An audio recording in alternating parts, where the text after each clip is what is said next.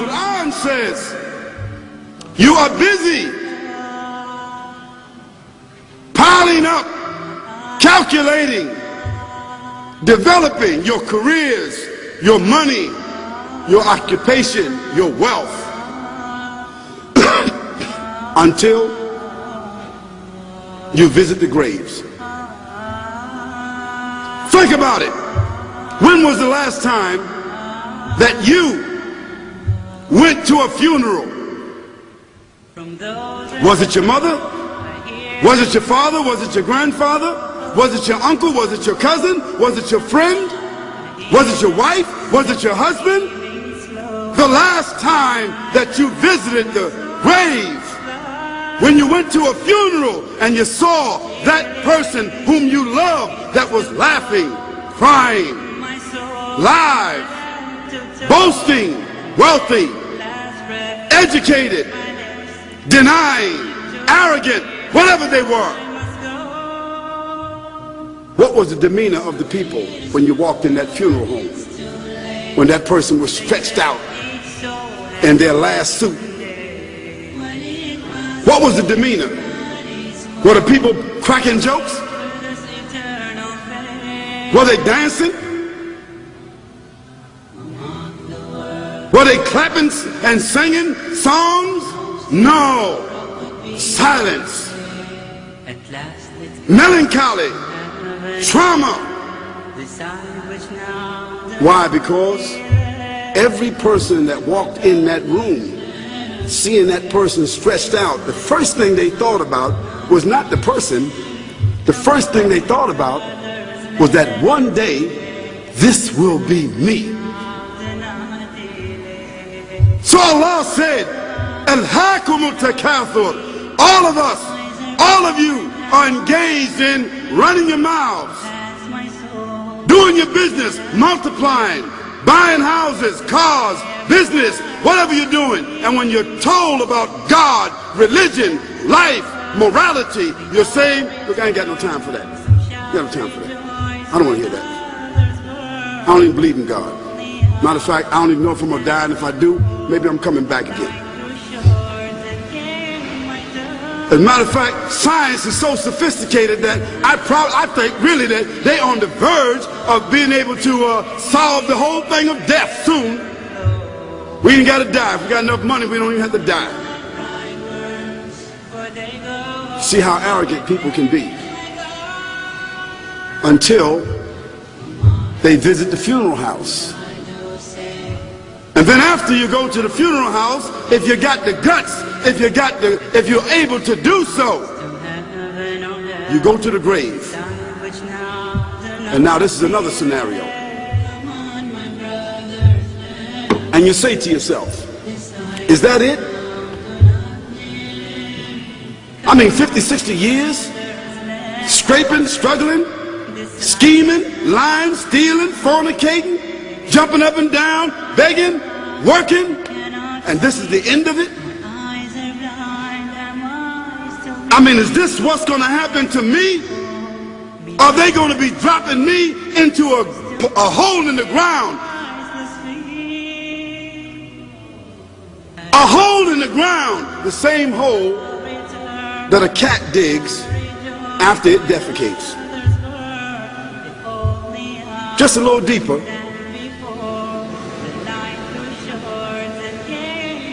But for the same reason. The cat digs a hole because the cat has dignity. Something that human beings don't seem to have. Instinctively, the cat digs a little hole, covers it up. Humans have got to be taught to do that. But it's for the same reason. So you and I, we're going into a hole a little deeper than the one the cat dug. And all the people that's crying, pulling out their hair, screaming, almost acting like they falling in the thing with you. They want to just jump in there with you. Not really though, you know, it's all an act. Because ain't nobody really going to jump in there and stay in there. They don't love you that much.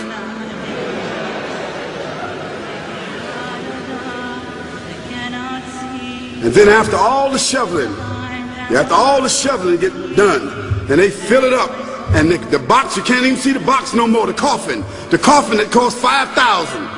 I don't know what did they burn somebody in a $5,000 coffin for? I mean, if I was a funeral director, after they left, I would dig them back up and put them in another box and take that box back.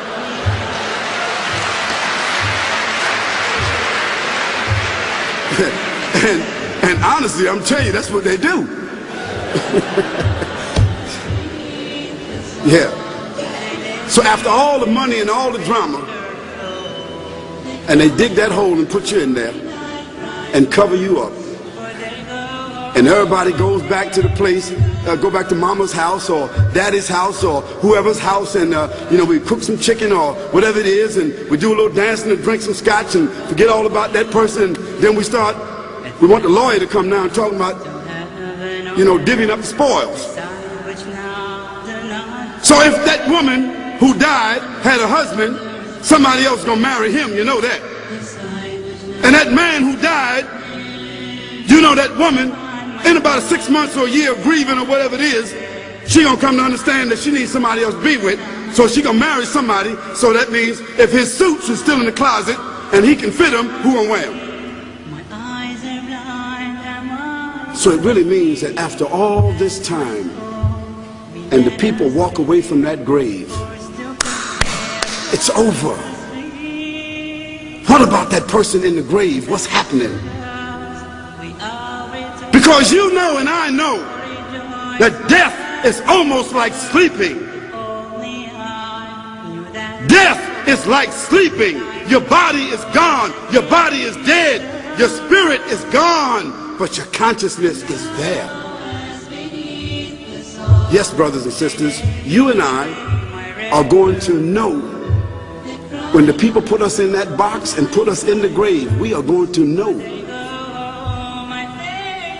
Your spirit is gone. You can't shout. You can't call out. You can't say, don't leave me here. But you're going to be hearing and you're going to be seeing, because that's a different kind of consciousness. But you can't move. And in that grave, this is when the real trauma is going to begin. Because there's a reason for humans to go inside the grave. If the Creator wanted to, He could have caused us to live and then disappear into the atmosphere. But He didn't. He caused us to go into another womb called the tomb. You started out in the womb of your mother and you wind up in the womb of the earth called the tomb. From the womb to the tomb. This is the whole trip. And this is what you have to think about. That grave is going to be a place of drama and trauma. A place where you're going to be questioned before you're resurrected. What happens in the winter? All the leaves fall off the trees and the earth goes dead. And what happens in the springtime? The water comes, generates the earth again, germinates all over again, new grass, new leaves, new flowers, new fruits. So Allah says, and a sign for them is the dead earth. After that, we give it life. And then you eat the fruits from that. So Allah says, the one who gave you life in the beginning, is He not able to give you life all over again in order to judge you? Yes, certainly. You may want to deny it because you don't want to be judged. But you will be judged.